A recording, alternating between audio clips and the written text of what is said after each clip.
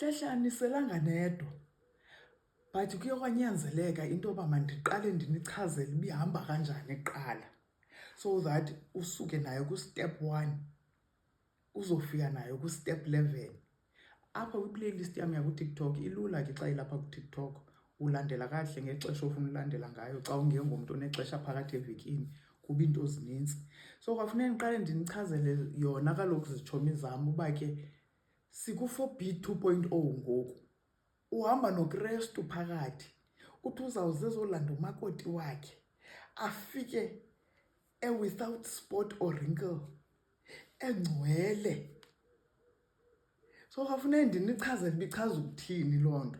And then ndithi ke ngoku ofunayo ke makeze azondijoyina kuthiwe ngoku come up higher. Bantu baka-4B, come up higher. Ithi kanti uthando alikapheli.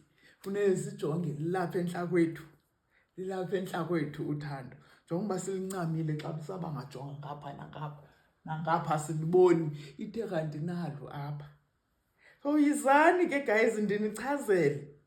Uba awukayilandeli i-content yam yakule account entsha apho ndiqala khona ku-step 1 uba kanjani Silo ufike njani apha ngoku so usishiye ku-4B so usithi you are becoming Mrs. Bride of Christ. Silapho ngoku guys. Ndisanibisa kwakhona uba siyanyuka ngoku.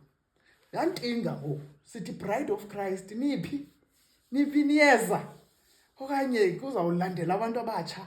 Nina senizawubona inzima le ndlela. Ayinzimanga guys, imnandi. Indinika imincili ke le, yabona le indinika imincili, andisena anger na bitterness apha.